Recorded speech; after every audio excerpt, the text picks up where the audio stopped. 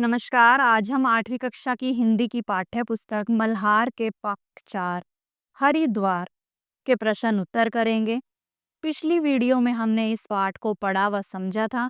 यदि किसी बच्चे ने वह वीडियो नहीं देखी है तो आप पहले उस वीडियो को जरूर देख लें ताकि आप इस पाठ के सभी प्रश्न अच्छे से समझ पाएं। डियर स्टूडेंट्स, इस चैनल पर आपको सभी सब्जेक्ट्स के वीडियोस मिल जाएंगे।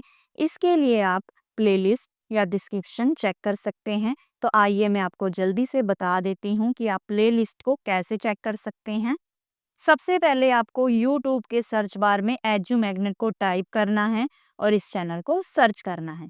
जैसे ही आप इस चैनल को सर्च करेंगे तो आपके सामने कुछ इस तरह का पेज जो है वो खुल जाएगा। फिर आपको व्यू चैनल पर जाना है। जैसे ही आप व्यू चैनल पर जाएंगे तो आपके सामने कुछ इस तरह का पेज जो है वो खुल जाएगा, जिसमें आपको ये सभी ऑप्शंस जो हैं वो दिखाई देंगे। अगर आप वीडियोस पर क्लिक करते हैं तो चैनल पर जितनी भी वीडियोस हैं वो सभी आपके सामने खुल जाएंगी। आप जो वीडियो देखना चाहते हैं देख सकते हैं। और अगर आप प्लेलिस्ट पर क्लिक करते हैं तो यहाँ पर आपको subject wise class wise videos मिल जाएंगी। आप जिस भी सब्जेक्ट की क्लास की वीडियो देखना चाहते हैं प्लेलिस्ट में जाकर देख सकते हैं। इसके अलावा आप विजिट शॉप या स्टोर पर जाकर ऑनलाइन शॉपिंग भी कर सकते हैं। और अगर आप चैनल पर नए हैं तो यहाँ पर सब्सक्राइब का बटन दिया गया है, इसे भी ज़रूर प्रेस कर लें ताकि चैनल पर आने वाली वीडियोस का अपडेट आपको मिलता रहे। तो आइए अब आज का वीडियो शुरू करते हैं। आइए अब हम इस पत्र को थोड़ा और विस्तार से समझते हैं। नीचे दी गई गतिविधियां इस कार्य में आपकी सहायता करेंगी मेरी समझ से। निम्नलिखित प्रश्नों के उपयुक्त उत्तर के सम्मुख तारा बनाइए। कुछ प्रश्नों के एक से अधिक उत्तर भी हो सकते हैं। तो प्रश्न दिए गए हैं और उनके चार चार ऑप्शंस दिए गए हैं। तो जो सही उत्तर है उस पर हमें तारा का चिन्ह बनाना है। तो प्रश्न एक, सज्जन ऐसे कि पत्थर मारने से फल देते हैं का क्या अर्थ है? पहला ऑप्शन है कि लेखक के अनुसार सज्जन लोग बिना पूछे स्वादिष्ट रसीले फल देते हैं। नंबर दो, लेखक फलदार वृक्षों की उदारता को मानवीय रूप में व्यक्त कर रहे हैं। तीसरा ऑप्शन, लेखक का मानना था कि हरिद्वार के सभी दुकानदार बहुत सज्जन थे। या लेखक को पत्थर मारकर पके हुए फल तोड़कर खाना पसंद था। तो इसका जो सही उत्तर है वो है कि लेखक फलदार वृक्षों की उदारता को मानवीय रूप में व्यक्त कर रहे हैं। ठीक है, तो हमारा ये वाला ऑप्शन जो है वो सही है। अगला प्रश्न देखिए, वैराग्य और भक्ति का उदय होता था, इस कथन से लेखक का कौन सा भाव प्रकट होता है? तो पहला ऑप्शन है शारीरिक थकान और मानसिक बेचैनी। दूसरा, आर्थिक संतोष और मानसिक विकास। तीसरा, मानसिक शांति और आध्यात्मिक अनुभव। और चौथा, सामाजिक सद्भाव और पारिवारिक प्रेम। इसका क्या अर्थ है कि मानसिक शांति और आध्यात्मिक अनुभव। ठीक है। तीसरा प्रश्न, पत्थर पर का भोजन का सुख सोने की थाल से बढ़कर था, इस वाक्य का सर्वाधिक उपयुक्त निष्कर्ष क्या है? संतुष्टि में सुख होता है, सुखी लोग पत्थर पर भोजन करते हैं, लेखक के पास सोने की थाली नहीं थी, या पत्थर पर रखा भोजन अधिक स्वादिष्ट होता है। तो जो सही उत्तर है वो है संतुष्टि में सुख होता है। ठीक है। अगला प्रश्न है, एक दिन मैंने श्री गंगा जी के तट पर रसोई करके पत्थर ही पर जल के अत्यंत निकट परोसकर भोजन किया। यह प्रसंग किस मूल्य को बढ़ावा देता है? तो पहला ऑप्शन है अंधविश्वास और लालच। दूसरा, मानवता और देश प्रेम। तीसरा, सादगी और आत्मनिर्भरता। चौथा, स्वच्छता और प्रकृति प्रेम। तो इस प्रश्न के दो उत्तर सही हो सकते हैं। एक तो हो गया सादगी और आत्मनिर्भरता और दूसरा स्वच्छता और प्रकृति प्रेम। प्रश्न 5, लेखक का हरिद्वार अनुभव मुख्यतः किस प्रकार का था? राजनीतिक था, आध्यात्मिक था, सामाजिक या प्राकृतिक? तो आध्यात्मिक। ठीक है, सही उत्तर है आध्यात्मिक। प्रश्न 6, पत्र की भाषा का एक मुख्य लक्षण क्या है? कठिन शब्दों का प्रयोग और बोझिलता है, मुहावरों का अधिक प्रयोग है, सरलता और चित्रात्मकता है, या जटिलता और संक्षिप्तता है। तो इस प्रश्न का जो सही उत्तर है वो है सरलता और चित्रात्मकता। प्रश्न ख, हो सकता है कि आपके समूह के साथियों ने अलग अलग उत्तर चुने हों। अपने मित्रों के साथ चर्चा कीजिए कि आपने ये उत्तर ही क्यों चुने। तो पहले प्रश्न का उत्तर हमने चुना था कि लेखक फलदार वृक्षों की उदारता को मानवीय रूप में व्यक्त कर रहे हैं। तो इसका कारण है कि इस पाठ में लेखक पेड़ों की उपयोगिता को सज्जन व्यक्ति के गुणों से जोड़कर प्रस्तुत करते हैं। जैसे सज्जन व्यक्ति बिना शिकायत सब कुछ दे देता है, वैसे ही वृक्ष भी। दूसरे प्रश्न के उत्तर में हमने चुना मानसिक शांति और आध्यात्मिक अनुभव। तो इसके पीछे का कारण हरिद्वार की पवित्रता, गंगा स्नान और वातावरण ने लेखक को भीतर से शांत और ईश्वर के प्रति समर्पित किया, जिससे उन्हें वैराग्य और भक्ति का अनुभव हुआ। तीसरे प्रश्न के उत्तर में हमने चुना संतुष्टि में सुख होता है। तो इसका कारण लेखक बता रहे हैं कि भोजन की परिस्थितियां, सादगी, गंगा किनारे ठंडी हवा इतनी शांतिदायक थी कि साधारण भोजन भी अमूल्य अनुभव जैसा लगा। फिर चौथे प्रश्न में हमने चुने सादगी और आत्मनिर्भरता, स्वच्छता और प्रकृति प्रेम। तो इसका कारण यह वर्णन लेखक की सादगी, आत्मनिर्भर जीवन शैली और प्रकृति के साथ तालमेल की भावना को दर्शाता है। पांचवें प्रश्न के उत्तर में हमने चुना आध्यात्मिक। तो इसका कारण पत्र में वैराग्य, भक्ति, गंगा स्नान, शांति, तपस्या, धार्मिक स्थल आदि का जो वर्णन है वह आध्यात्मिक अनुभव को दर्शाता है। फिर छठे प्रश्न में हमने चुना सरलता और चित्रात्मकता। तो कारण है पत्र की भाषा भले ही 150 वर्ष पुरानी है, परंतु उसमें लेखक ने बहुत सुंदर और स्पष्ट चित्र खींचे हैं, जैसे हरे पर्वत, कल कल करती गंगा, पक्षियों की चहचहाट आदि। अगला प्रश्न है मिलकर करें मिलान। पाठ से चुनकर कुछ शब्द नीचे दिए गए हैं, आपस में चर्चा कीजिए और इनके उपयुक्त संदर्भों से इनका मिलान कीजिए। ठीक है, यहाँ पर दिए गए हैं शब्द और यहाँ पे दिया गया है उनका अर्थ। ठीक है, तो हरिद्वार, सबसे पहला शब्द है हरिद्वार। तो हरिद्वार यह भारत के उत्तराखंड राज्य में स्थित एक प्रसिद्ध तीर्थ स्थान है। यहाँ से गंगा पहाड़ों को छोड़कर मैदान में आती है। तो इसका मिलान होगा इससे। दूसरा गंगा। तो गंगा क्या है? यह भारतवर्ष की एक प्रधान नदी है जो हिमालय से निकलकर लगभग 1560 मील पूर्व की ओर बहकर बंगाल की खाड़ी में गिरती है। इसके अनेक नाम हैं, जैसे भागीरथी, त्रिपतगा, अलकनंदा, मंदाकिनी, सुरनदी आदि। तो इसका मिलान होगा इससे। तीसरा देखिए भगीरथ। तो भगीरथ ये अयोध्या के प्रसिद्ध सूर्यवंशी राजा थे। कहा जाता है कि ये घोर तपस्या करके गंगा को पृथ्वी पर लाए थे, इसलिए गंगा का एक नाम भागीरथी भी है। ठीक है, चौथा शब्द है चंडिका। तो चंडिका मान्यताओं के अनुसार दुर्गा का एक रूप। ठीक है, अगला शब्द है भागवत। भागवत यह 18 पुराणों में से सर्वप्रसिद्ध एक पुराण है। इसमें अधिकांश श्री कृष्ण संबंधी कथाएं हैं। तो इसका मिलान इससे होगा। दालचीनी यह एक पेड़ का नाम है। यह दक्षिण भारत में बहुतायत से मिलता है, यानी कि दक्षिण भारत में बहुत पाया जाता है।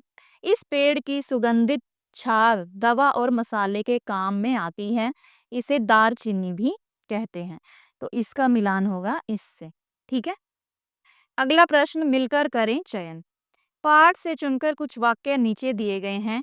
प्रत्येक वाक्य के सामने दो दो निष्कर्ष दिए गए हैं, एक सही और एक भ्रामक, कि एक सही है और एक गलत है। ठीक है, अपने समूह में इन पर विचार कीजिए और उपयुक्त निष्कर्ष पर सही का चिन्ह लगाइए। ठीक है, तो ये दी गई है पंक्ति और ये है निष्कर्ष। तो दो दो निष्कर्ष दिए गए हैं, तो हमें जो सही है उसी पर चिन्ह लगाना है। तो पहली पंक्ति, पर्वतों पर अनेक प्रकार की वल्ली हरी भरी सज्जनों के शुभ मनोरथों की भांति फैल कर लहलहा रही है। तो इसका सही अर्थ क्या है? लताओं का फैलना सज्जनों की शुभ इच्छाओं की तरह सौम्यता और सुंदरता को दर्शाता है। ठीक है, तो इस पर सही का चिन्ह लगाएंगे। दूसरा देखिए, बड़े बड़े वृक्ष भी ऐसे खड़े हैं मानो एक पैर से खड़े तपस्या करते हैं और साधुओं की भांति घाम ओस और वर्षा अपने ऊपर सहते हैं। तो इसके भी दो निष्कर्ष दिए गए हैं कि वृक्षों की स्थिति साधुओं जैसी है जो हर मौसम को सहने के लिए विवश है, या वृक्षों की स्थिति साधुओं जैसी है जो हर मौसम को सहते हुए तपस्या करते हैं। तो इसका जो सही उत्तर है वो है ये। ठीक है, कि वृक्षों की स्थिति साधुओं जैसी है जो हर मौसम को सहते हुए तपस्या करते हैं। तीसरी पंक्ति है, इन वृक्षों पर अनेक रंग के पक्षी चहचहाते हैं और नगर के दुष्ट बधिकों से निडर होकर कल्लोल करते हैं। तो दो निष्कर्ष, कि यहाँ के पक्षी प्रकृति में सुरक्षित अनुभव करते हैं इसलिए वे निडर होकर कल्लोल करते हैं, या यहाँ के पक्षी नगर से डरकर इस जगह आ गए हैं इसलिए वे कल्लोल करते हैं। तो इसका सही उत्तर है, यहाँ के पक्षी जो हैं प्रकृति में सुरक्षित अनुभव करते हैं इसलिए वे निडर होकर कल्लोल करते हैं। अगली पंक्ति देखिए, जल यहाँ का अत्यंत शीतल है और मिष्ट भी वैसा ही है मानो चीनी के पन्ने को बर्फ में जमाया हो। तो पहला निष्कर्ष कि गंगा जल की ठंडक और मिठास का अनुभव बहुत मनोहारी है। दूसरा, कि गंगा जल की शीतलता और मिठास से शक्कर और बर्फ बनाई जाती है।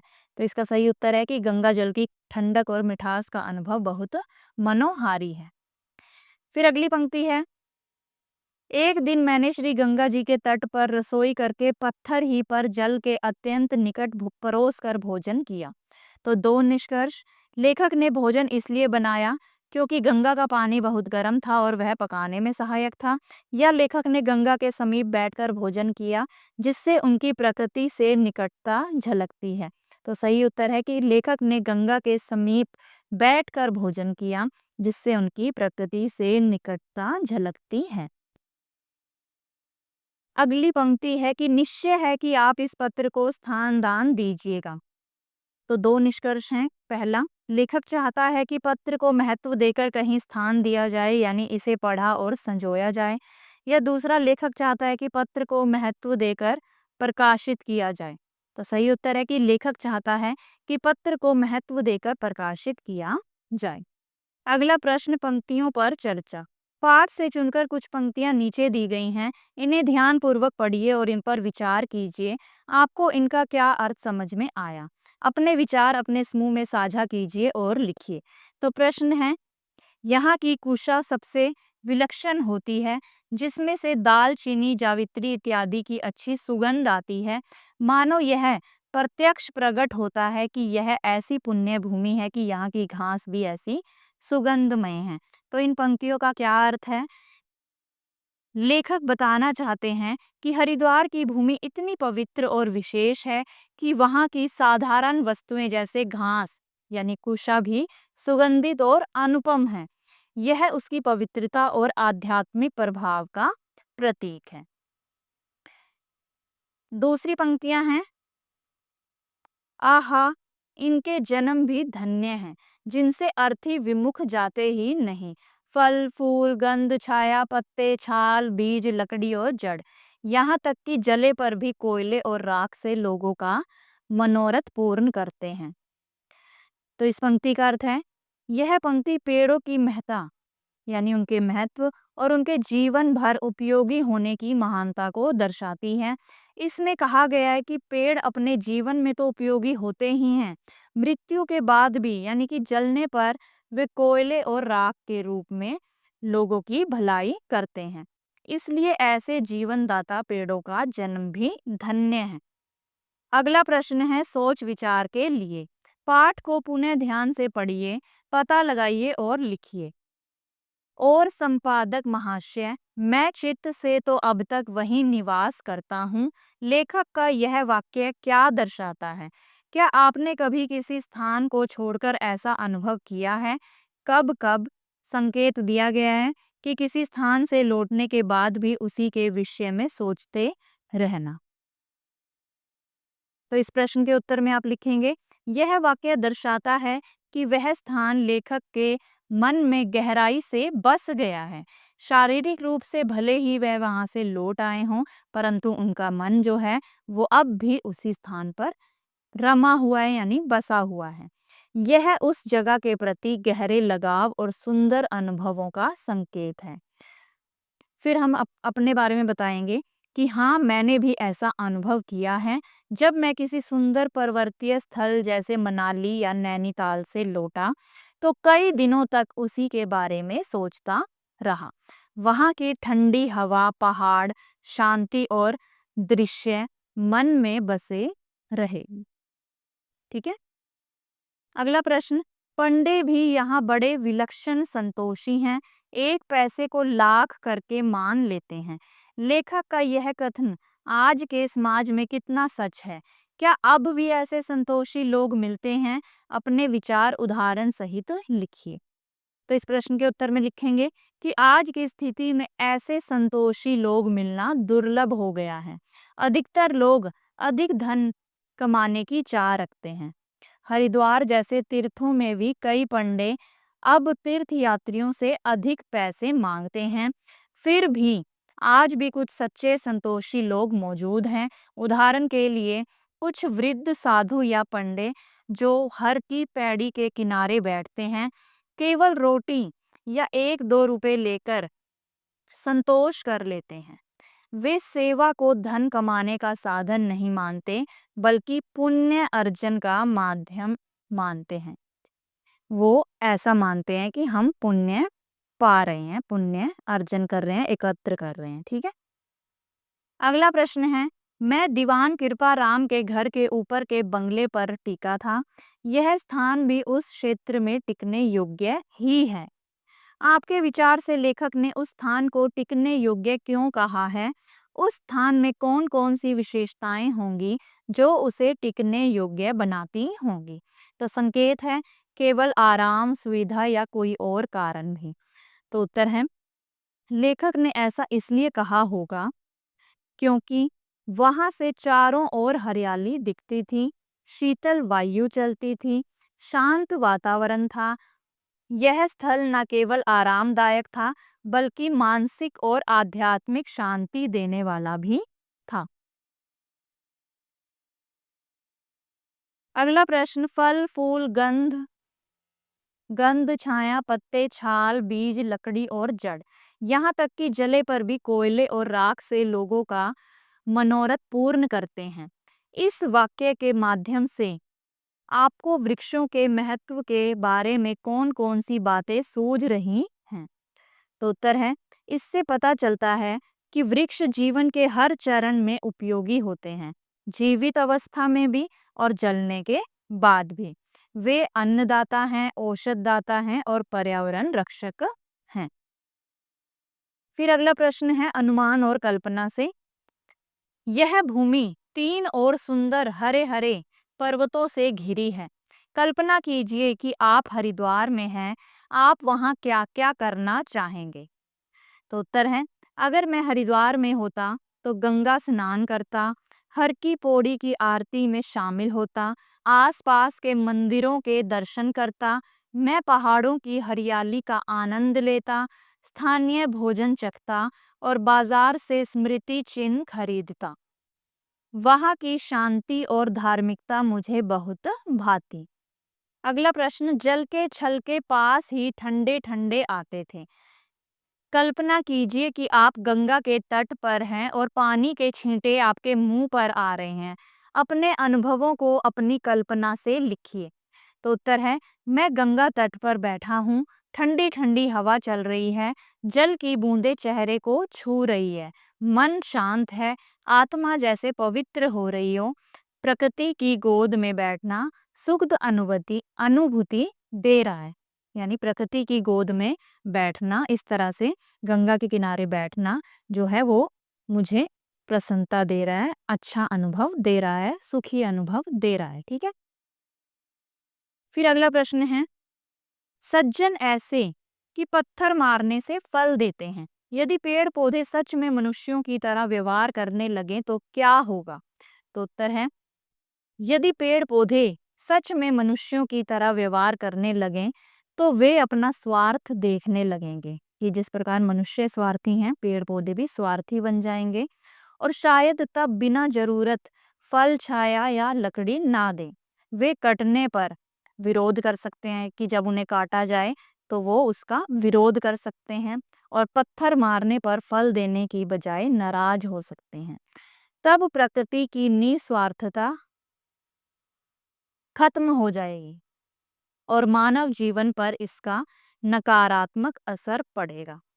पेड़ों का मौन निस्वार्थ व्यवहार ही उन्हें महान बनाता है कि अगर ऐसा होगा तो जो प्रकृति की निस्वार्थ भावना है वो खत्म हो जाएगी और इसका मानव जीवन पर बहुत ही बुरा प्रभाव पड़ेगा, क्योंकि पेड़ों का मौन यानी चुप होकर निस्वार्थ भाव से सेवा करना ही उन्हें महान बनाता है।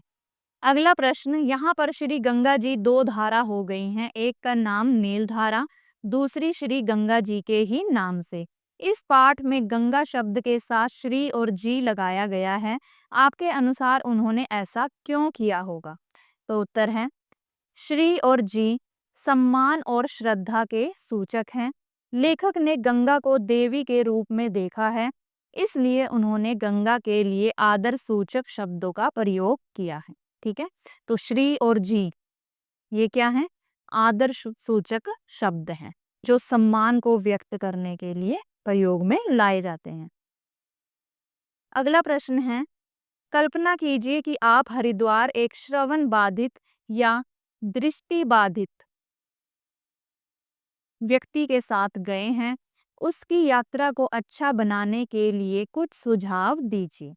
तो उत्तर है, यदि मैं हरिद्वार एक श्रवण बाधित यानी जो सुन नहीं सकता, श्रवण यानी कि सुनना, ठीक है, या दृष्टि बाधित यानी कि जिसे देखने में समस्या हो, व्यक्ति के साथ जाऊं तो उसकी यात्रा को सुखद बनाने के लिए विशेष ध्यान रखूंगा। मैं उसे हर स्थान की जानकारी सरल भाषा में समझाऊंगा और जरूरत पड़ने पर संकेत यानी इशारों में बातें करना, संकेत देना या स्पर्श के माध्यम से संवाद करूंगा।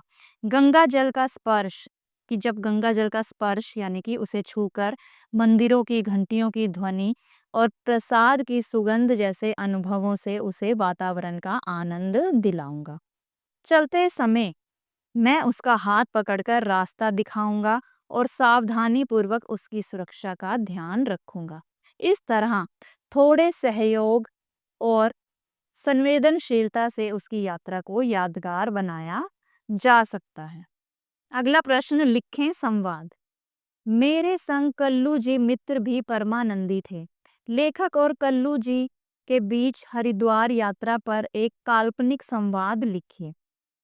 तो इस प्रश्न के उत्तर में लेखक और कल्लू जी के बीच में हरिद्वार यात्रा पर जो भी संवाद हुए उन्हें हमें लिखना है। ठीक है, तो लेखक कहते हैं, कल्लू जी, क्या आपने इस गंगा जल की शीतलता महसूस की जैसे आत्मा तक को छू रहा हो? फिर कल्लू जी कहते हैं, बिल्कुल हरीशचंद्र जी, ऐसा लगता है जैसे हर बूंद हमारे पाप धो रही हो।